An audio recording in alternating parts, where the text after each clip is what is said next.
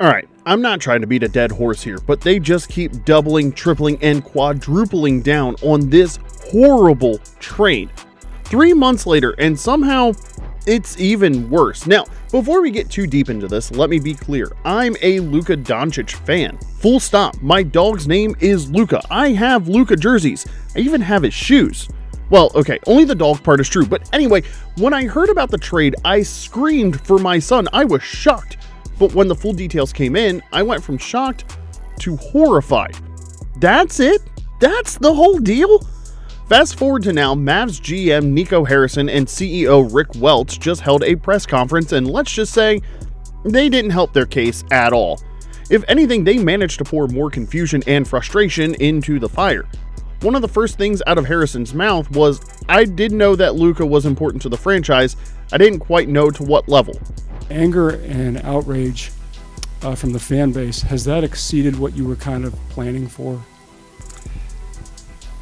Yeah, good question. I did know that Luka was important to the fan base. I didn't quite know it to what level.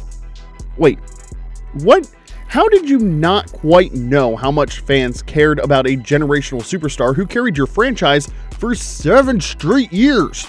That wasn't a press conference. That was a shovel digging deeper into a hole already 6 feet deep. And if you think that was the wildest part, well, just wait. Because the logic behind the trade only raises more questions and somehow creates even more confusion, not less. We're just getting started. Now, I'm a big believer in giving people a chance to explain themselves before we jump to conclusions, so I tried, I listened, and I heard their pitch. Defense wins championships. Sure, hard to argue with that, in theory.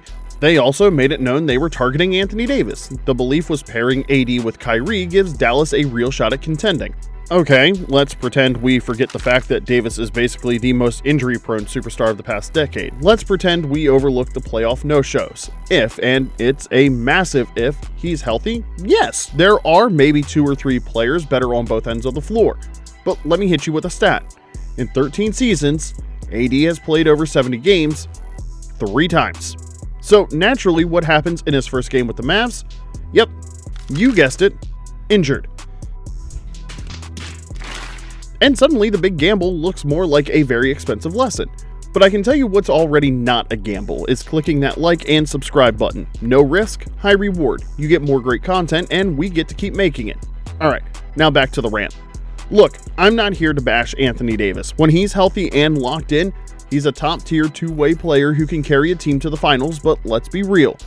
You traded away a guy who at worst is the 3rd best player on the planet.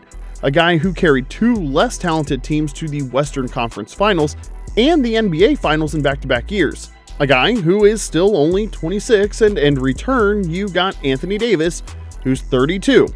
Let's just pause right there. Most stars hit their prime between 27 and 31. Luka is entering that window. Davis is on the back end of it, and he's already had a career that reads like an injury report. In the Mavs press conference, GM Nico Harrison said, quote, "When you look at this trade, we targeted AD. With our philosophy of defense wins championships, we wanted a 2-way player to lead our team, and that was Anthony Davis. Everyone's going to have their criticism, but we got what we wanted." Okay, I can somewhat understand the idea behind the move, but the execution, You want to move on from a generational superstar who hasn't even hit his peak yet. Fine, bold choice, but then you only get back Davis, Max Christie, and a mid-tier draft pick. No extra picks, no Dalton Connect. You didn't even push to get Austin Reeves? How do you not make the Lakers say no to that? Because let's be honest, if you're going to trade Luka Doncic, you don't settle. You squeeze every drop of leverage out of it until the other team is begging you to stop. Austin Reeves is one of the best 3rd options in the league. No, seriously, imagine a starting 5 of Anthony Davis, Derek Lively, PJ Washington, Kyrie Irving, and Austin Reeves. That's a real squad. That's depth. That's spacing. That's still not worth giving up Luka, but hey, at least we're talking damage control. Because here's the thing. I'd still hate the trade. But if you walked away with Reeves and another first-round pick, it goes from franchise-altering disaster to, I don't know, just a minor catastrophe? Still bad, but at least with a silver lining. But instead of holding the Lakers over a barrel, the Mavs basically ran a yard sale. Oh, you want Luka? Cool, give us a slightly used AD, a spare draft pick, and whatever change you've got in your cup holder. The Mavs had all the leverage. They were holding the crown jewel of the deal, and somehow they managed to build the Lakers' future instead of their own. Now, LA has a top 3 player entering his prime, plus his ideal co-star in Reeves, plus LeBron James, just casually hanging around. And then here's this quote from Mavs GM Nico Harrison. Yeah, there's no regrets on the trade. Part of my job is to do the best thing for the Mavericks, not only today, but also in the future. Some of the decisions I'm going to make are going to be unpopular, and that's my job, and I have to stand by it. No regrets? Not even a pick? Not even like half of Austin Reeves. Oh, cool, no doubt.